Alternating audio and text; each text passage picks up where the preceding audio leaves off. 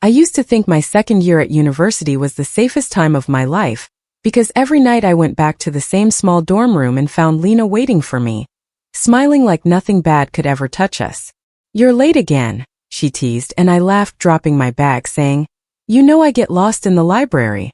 She would pull me onto the bed and whisper, "One day we'll have a place bigger than this," and I always answered, "As long as it's with you, I don't care."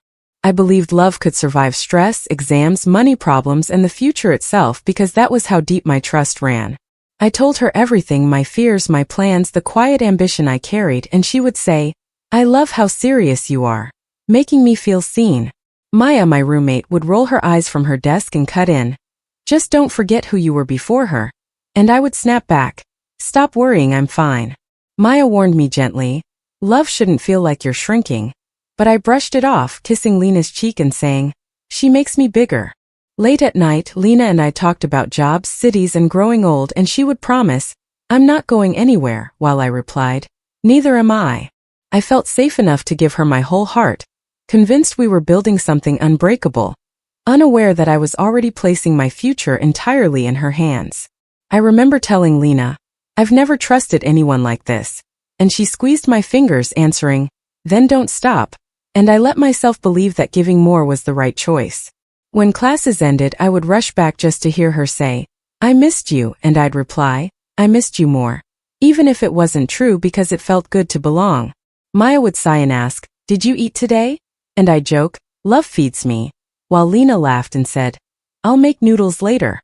Those small talks felt like promises. I told Lena, "I want a future where we choose each other every day," and she said, "That's exactly what I want," and I never questioned it. At night, when the lights were off, I confessed, "I'm scared of failing," and she murmured, "I won't let you," and that was enough to quiet every doubt. I ignored the tiny voice inside me that whispered caution, because safety felt louder than fear. I was proud to say, "She's my world," and when Maya warned, "Worlds can collapse," I laughed and answered, "Not ours." I didn't see danger. I saw comfort, routine, and love wrapped in simple words. I believed that trusting her was the bravest thing I had ever done, and I went to sleep every night thinking nothing could take that feeling away. I thought safety meant forever, and forever meant her, and I didn't know how to separate the two. If someone had asked me then who I was, I would have answered, "Lena's," without shame. I felt complete, chosen, and certain, unaware that certainty can be the most fragile thing of all. At that moment, loving her felt like the safest decision I had ever made. And I trusted that feeling without question then. I started noticing the cracks in small ways, the kind I could explain away if I tried hard enough. "Sorry I fell asleep," Lena said one night, and I replied, "It's fine," even though my call had rung for hours. When I asked, "Who were you texting?" she smiled too fast and said, "Group project stuff." I laughed and answered, "Must be busy," while my chest felt tight. Maya leaned over from her bed and whispered, "You didn't even question that," and I snapped, "Because I trust her." Lena talked more about her business class and about a guy named Ethan, saying, "He's just confident," and I joked, "Sounds annoying." She smiled and said, "He's actually smart." I told myself I was imagining things. "You're being dramatic," I muttered. Maya shook her head and asked, "Why does she hide her phone now?" And I answered, "She deserves privacy." When Lena missed dinner, she said, "Ethan needed help with a pitch," and I replied, "Of course," forcing calm into my voice. Inside, my stomach dropped every time I heard his name. I asked carefully, "Do you still want us?" And she frowned, saying, "Why would you ask that?" I apologized fast. "I'm just tired," I said. Maya crossed her arms and said, "You're scared she'll leave." I denied it. "She wouldn't," I insisted, even as fear pressed against my ribs. One afternoon I finally asked, "Why don't you call me anymore?" And Lena sighed, saying, "You're reading into nothing." I nodded, whispering, "Okay," even though my throat burned. Ethan showed up outside our dorm once, waving and saying, "Hey Lena," and she laughed, replying, "You're early." I stood there until he added, "Oh hey," like I was optional. Maya whispered later, "That wasn't normal," and I snapped, "Stop trying to ruin this." Lena told me, "He's just a teammate," and I replied, "I know," even though I didn't. When she stopped saying "I love you" first, I told myself love didn't need words. When she stopped looking at me while talking, I blamed stress. You're overthinking, I repeated like a promise. Maya warned, people don't drift for no reason, and I answered, she loves me. That word felt fragile, but I held it anyway. At night, I stared at my phone, waiting, telling myself silence didn't mean distance. I chose trust over truth because admitting doubt felt like losing her already. I saw them before they saw me, sitting too close in the cafe near campus, and my first thought was that my eyes were lying. Ethan laughed and said, you always do this, and Lena touched his arm, answering, you know I can't help it. I froze. I told myself walk away. But my feet didn't listen. When Lena finally noticed me, her smile fell. Hey, she said softly. I asked, what's going on? Ethan cleared his throat and stood up, muttering, I'll give you space. I whispered, no, stay, because I already knew. Lena stared at her cup and said, this isn't how I wanted you to find out. My hand shook as I asked, find out what? She sighed and said, I've changed. I laughed, sharp and broken, and said, so did I for you. She shook her head. You don't understand, she replied. I've outgrown this. The word hit me harder than any slap. Outgrown me? I asked. She said, I want more ambition, more drive, more life. I felt the room fade. Was I holding you back? I asked. She didn't answer fast enough. Ethan shifted behind me, and that silence screamed. I whispered, you chose him.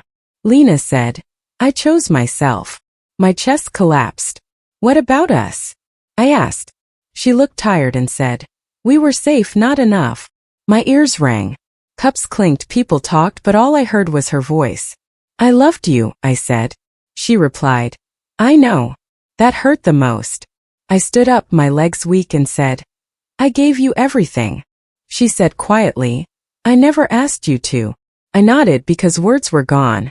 I walked past Ethan, past the table, past the girl I thought was my future. Outside, I breathed and felt nothing.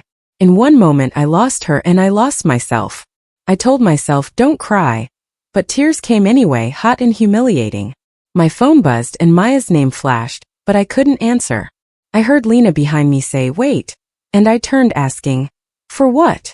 She said, I never meant to hurt you. I laughed and said, you planned it. She stepped closer and whispered, you'll be okay. I snapped, you don't get to decide that. Ethan stayed inside, silent, and that silence felt like a verdict. I said, was I ever enough? Lena hesitated, then said, you were kind. That broke me. Kind isn't love? I asked. She replied, it used to be. I backed away, shaking, saying, I built my world around you. She answered, that wasn't fair. I nodded again because nodding was easier than screaming. People stared and I felt small. I said goodbye, and she whispered, I'm sorry. I walked toward campus, repeating, I'll survive. Even though I didn't believe it yet.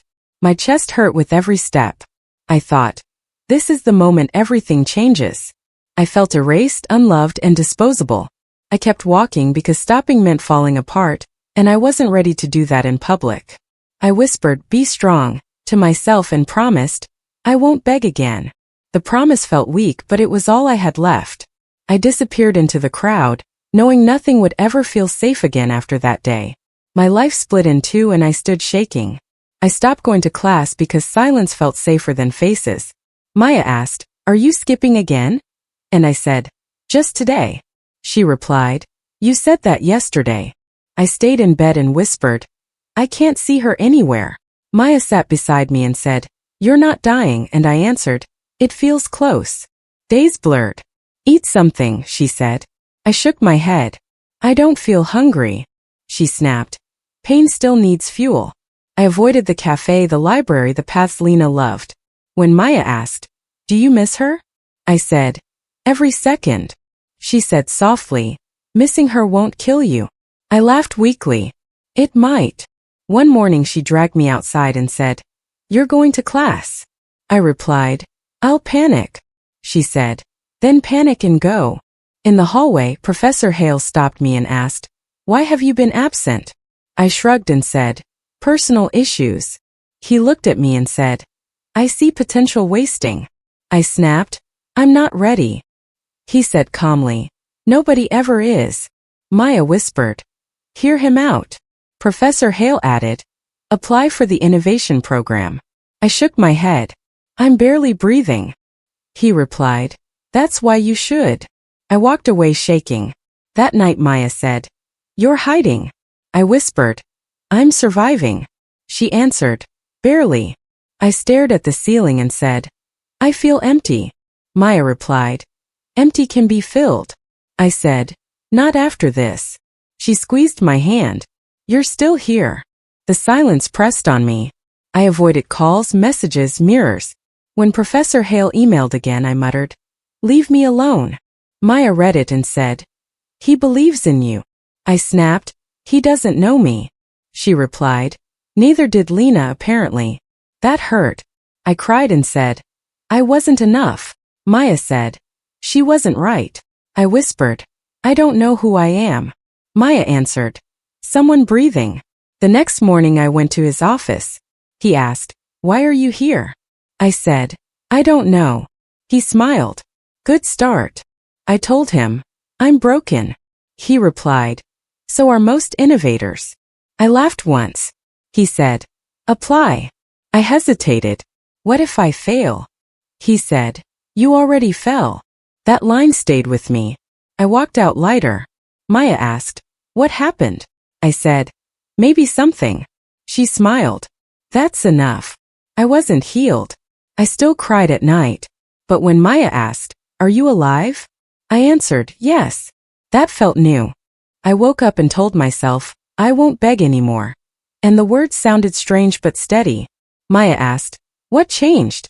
And I said, I'm tired of waiting for someone who chose to leave. She nodded and replied, That's a start. When I met Professor Hale, he asked, Are you ready to work? And I answered, I don't know, but I'm here. He smiled and said, That's enough. I spent long hours in the lab, and when doubt crept in, I whispered, Focus. Professor Hale watched me struggle and said, Pain can sharpen you. I asked, Or break me? He replied, That's your choice. In the program, I met Nora, who sat beside me and said, You look lost. I laughed softly. I am. She said, Me too sometimes. Her voice was calm, not curious, and that felt safe. When I failed a test run, I muttered, I'm useless. Nora shook her head. You're learning.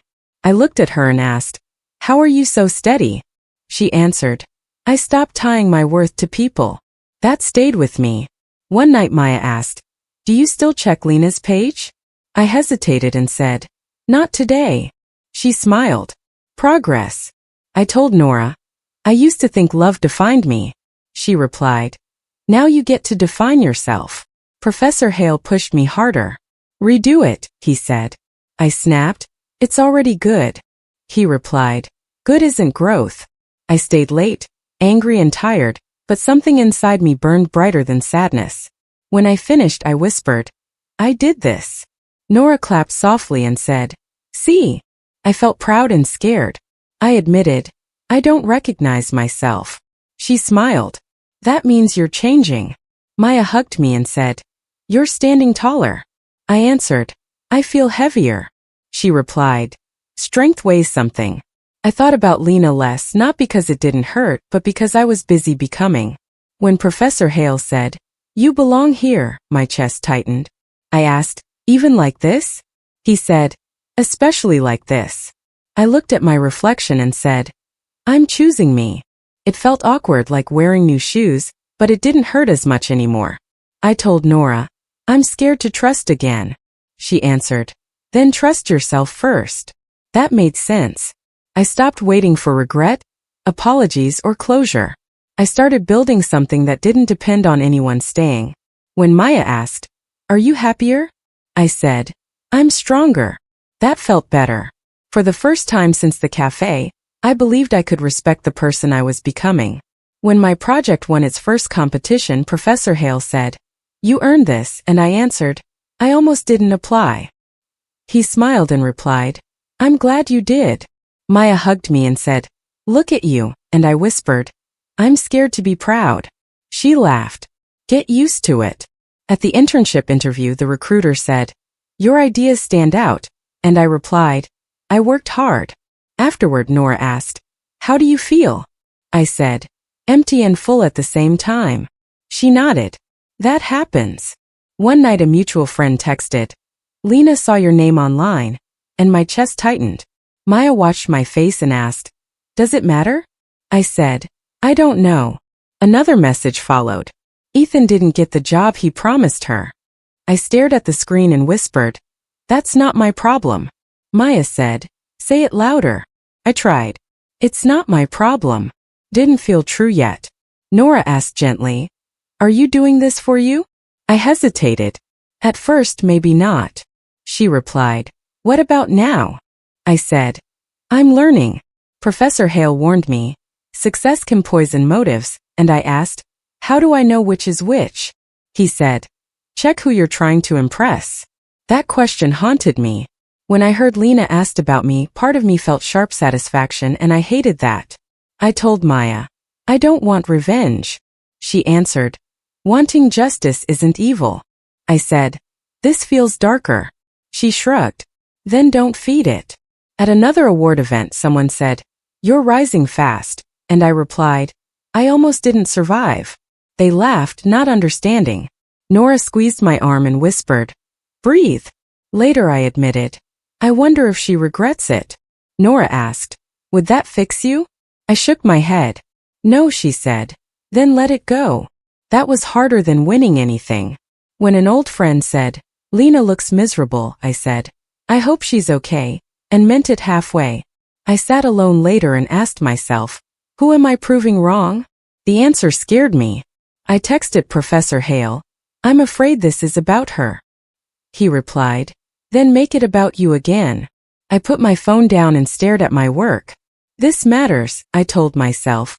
Maya knocked and said, "You're quiet." I answered, "I'm conflicted." She smiled. "That means you care." I whispered, "I'm stronger, but I still hurt." She said, "Healing isn't linear." I chose not to reach out, not to check messages, not to chase closure. I focused on the next goal. When I won again, I said softly, "This is mine." The victory didn't erase the past, but it gave me something solid to stand on. I wasn't healed, but I wasn't lost anymore either. The university showcase felt louder than it needed to be, and Maya leaned close and asked, "You okay?" I said, "I'm steady." She smiled. "You look it." Professor Hale said, "Your project is drawing attention," and I answered, "Thank you for pushing me." He nodded. "You did the work."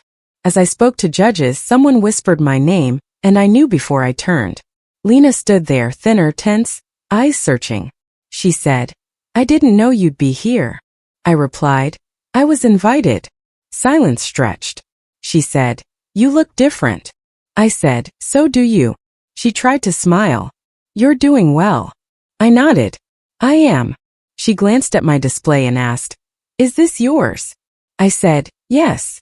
She swallowed. "It's impressive." I thanked her, polite and distant. She shifted and said, "Things didn't work out like I thought." I answered, "They rarely do." She looked around and whispered, "Ethan's struggling." I said, "I heard." She asked, "You don't care?" I replied, "I don't get involved." That stung her. She said, "You used to." I met her eyes. "I used to beg." She flinched. "I never wanted that." I said, "It still happened. People passed us," and she lowered her voice. "I made mistakes." I said calmly, "I know." She asked, "Do you hate me?" I answered, "No, that surprised us both." She said, "Then what do you feel?" I paused. Detached. Her shoulders dropped. "You're really gone." I said. I moved forward. She looked at my badge and whispered, "I watch your achievements online." I replied, "You don't have to." She laughed weakly. "I can't help it." Inside, my heart raced, but my voice stayed even. "I hope you're okay." She shook her head. "I'm not." I said, "I'm sorry." She asked, "Do you ever miss us?" I answered honestly, "I miss who I was." She nodded slowly. "I miss feeling chosen." I said, "You were." She looked at me and said, "I chose wrong." I didn't respond. The silence said enough. Maya stepped closer and Lena noticed. You have support, she said. I replied. I learned to accept it. She sighed. I thought success would feel different. I said, it still hurts sometimes. She looked relieved. So you're not untouched. I shook my head. Just stronger. An announcement called me away. She asked, can we talk later? I said, not today. She nodded, defeated. Congratulations. I said, thank you. As I walked away, my legs trembled, but my back stayed straight.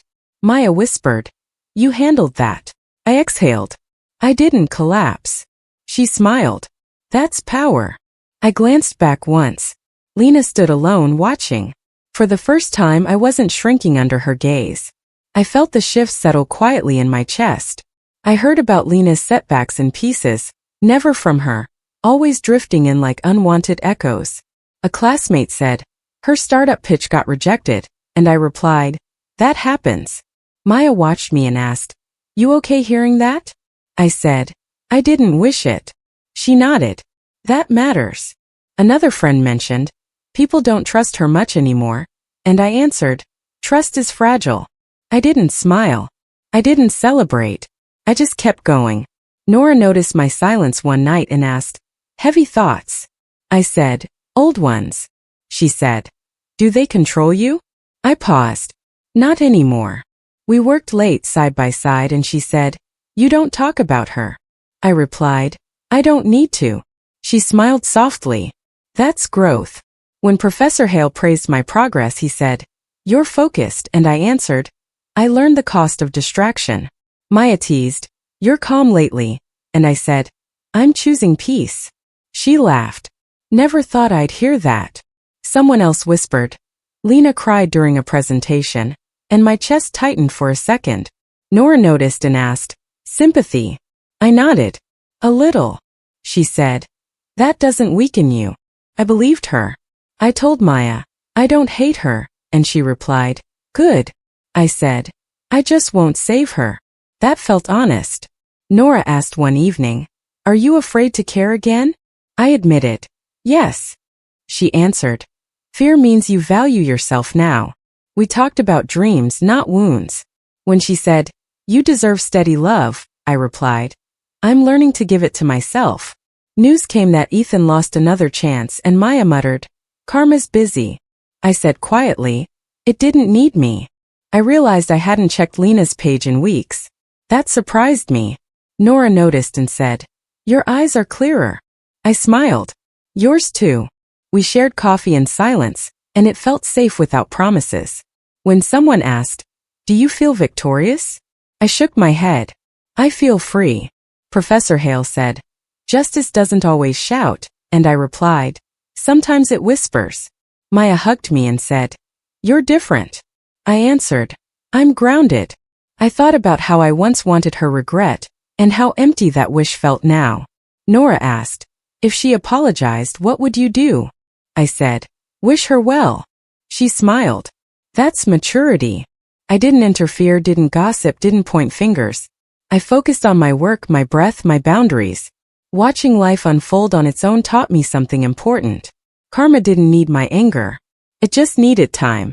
My phone buzzed and Lena's name made my chest tighten. I stared at it and whispered, why now?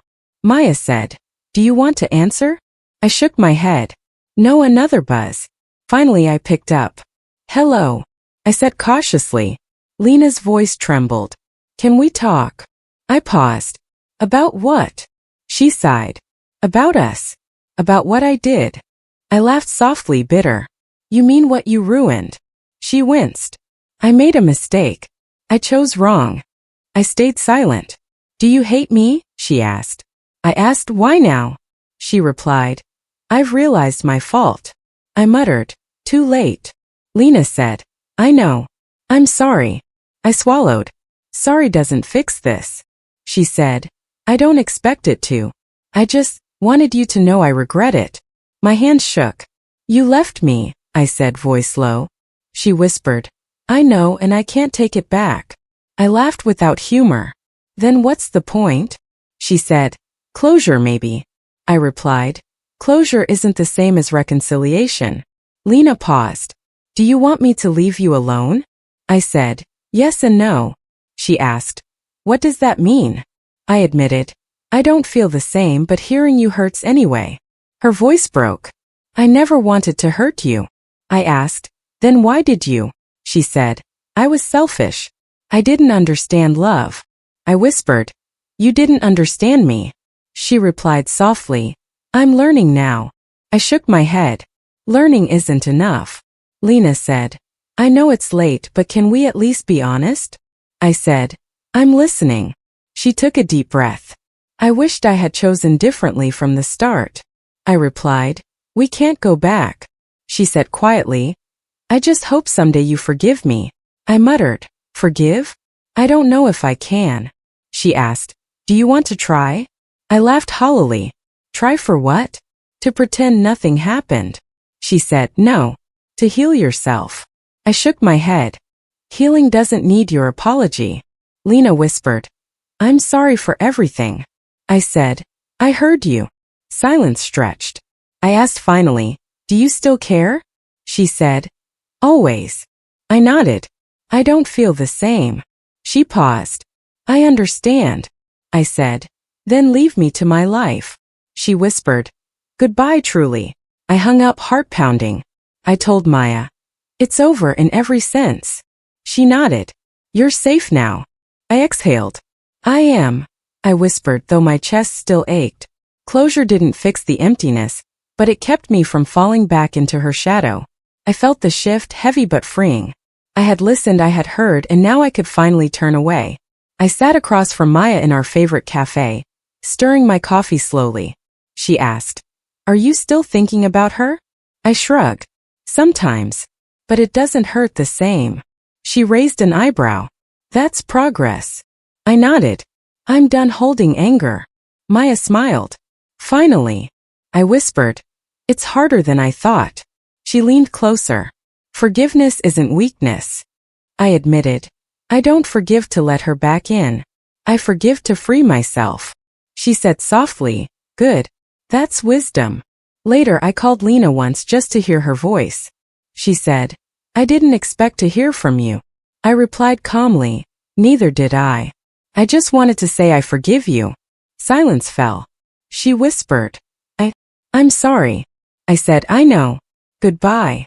I hung up before tears could betray me. Maya asked, was that enough? I nodded. It was all I needed. That evening I walked through the campus gardens and told myself, this is my life now. A classmate waved. You look happy. I smiled. I am. My phone buzzed with messages from friends, but I didn't check them. I whispered, I'm choosing myself. Later Nora joined me in the lab. You seem lighter, she said. I replied, I stopped carrying old weights. She nodded. Strength looks good on you. I laughed softly. It feels good too. Professor Hale passed by and asked, feeling at peace? I said, I am learning to be. He said, that's rare. I whispered, it's earned. Maya texted, do you want to grab dinner? I smiled. Yes. I'm ready. Walking there I told myself, I don't need her validation anymore. Nora said, it's freeing, isn't it? I nodded. It's liberation. At night I stared at my reflection. I've grown, I said. Maya said, you're radiant. I whispered, I'm whole. The anger had melted, leaving calm and dignity. I thought about Lena one last time, smiled faintly, and told myself, you no longer define me. I exhaled, heavy but free. I am mine now. Each step I took away from the past reminded me of strength I never had before. Peace wasn't silence, it was power. I told Nora, I'm ready for what's next. She smiled. And you'll meet it well. I walked into the evening, shoulders straight, heart steady, knowing I had let go without hate, and finally that was enough. The graduation stage felt unreal. Maya grabbed my hand and said, you did it. I laughed, shaky. I can't believe it. She squeezed tighter. I always knew you could. I whispered, I had to survive first. Professor Hale approached, smiling. You've grown beyond what I expected. I said, thank you for seeing me. He nodded. You earned it. Later Nora waved me over. Mind if I join your celebration? I smiled. Not at all. She handed me a small gift. For the future. I said softly, I'm scared and excited. She replied, that's normal. At dinner, Maya toasted. To you finally free. I clinked glasses. To moving forward. Nora said. And to new beginnings. I nodded. It feels like life is finally mine. She asked, do you miss her still? I took a breath. Sometimes, but it doesn't hurt like it used to. Maya leaned back. You look peaceful. I whispered. I feel it too. Professor Hale added. Keep pushing, but remember who you've become. I said, I will. Later, walking across campus, I said, I didn't think I'd get here. Nora smiled. You've built yourself carefully.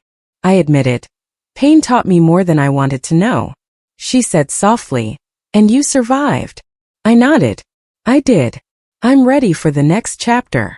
Maya asked, any doubts? I laughed. Always, but they don't stop me. Nora touched my shoulder. Strength suits you. I whispered. It feels good to respect myself.